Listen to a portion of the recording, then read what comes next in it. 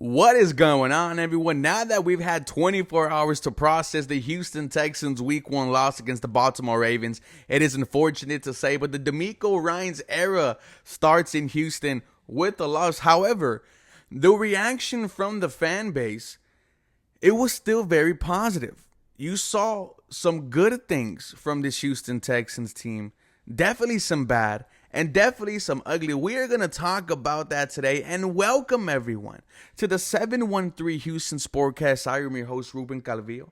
I drop daily Houston Texans content, so make sure you guys are following me on my Twitter, Instagram, TikTok for the latest Houston Texans news, rumors, and updates. And if you are new here to the channel, welcome. Just hit 7K subscribers, trying to hit 8,000 by week 3 or 4. Please help me get there. And thank y'all so much for watching today's video. Now, starting with the ugly, the offensive line. Look, we knew it was going to be a problem from the start. When you are without 3 starters, one of them being Kenyon Green, you lost him for the year. Rookie center Juice Scruggs, he will be out the next 3 weeks, as well as star right tackle Titus Howard, he will be out 3 weeks. So the Houston Texans starting offensive line for week 1 against the Ravens was Laremy Tunsil, Josh Jones, rookie Jaret Patterson, Shaq Mason, and George Fant until he got hurt late in the game. But let's see how this O-line performed. Starting with left tackle Laremy Tunsil, I have his PFF grade on the screen. I'm going to also show the rest of the Houston Texans starting offensive line for week 1 against Baltimore. But you see that Laremy Tunsil was given a 63.1 grade, overall grade, not bad at all. Graded well pass blocking wise with a 71.3. However, his run blocking grade, 58.7. You want to see that mid-60s. But overall, not a bad grade or day for Laremy Tunsil. You see at the very top 2 penalties, and man, those were very costly. Both came on 3rd down, and both really hurt the Houston Texans offense.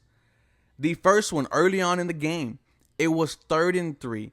CJ Stroud scrambling, finds rookie wide receiver Tank Dell for the 1st down.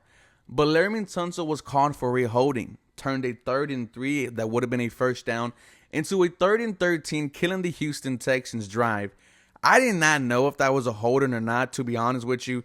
Y'all let me know in the comments down below. Was that holding call on Laremy Tunsil valid or not? The other penalty later on in the game, a 3rd and 10, false start, 3rd and 15. But overall, 2 penalties, man, on Laremy Tunsil. Those hurt you because he is a captain of this offensive line. He is one of the captains in the entire team. And both of them came on 3rd down.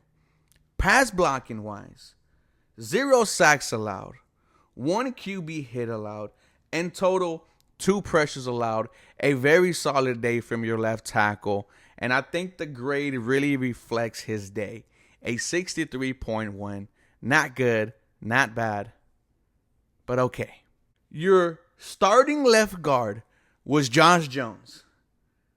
You see the grade right there, 43.7. Pass blocking grade, 28.1. Run blocking grade, 53.4. 2 penalties, both of them once again on 3rd down. Both of them being holds, killing the Houston Texans drive. 0 sacks allowed, 1 hit allowed, and 5 pressures allowed. We also saw Josh Jones be moved from left guard to right tackle because, as we all know, George Fant went down with a shoulder stinger. Apparently, it's not serious, and he should be back, if not next week, the week after.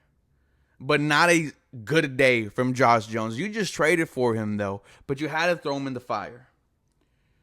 Your starting center, Jaret Patterson, and I'm going to say he had a very good day.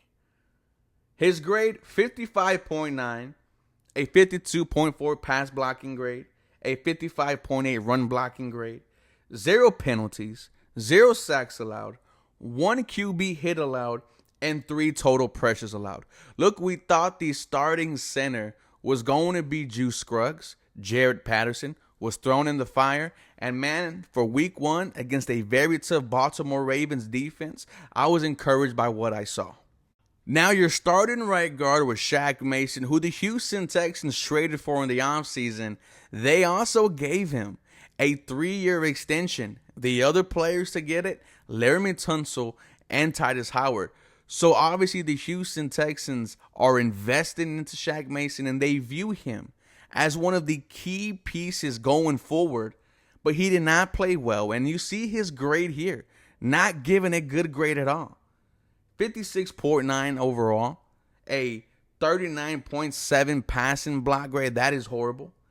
Run blocking wise, very respectable, 64.4. And his stats on the day: 0 penalties, 0 sacks allowed, 0 hits allowed, but 4 total pressures allowed.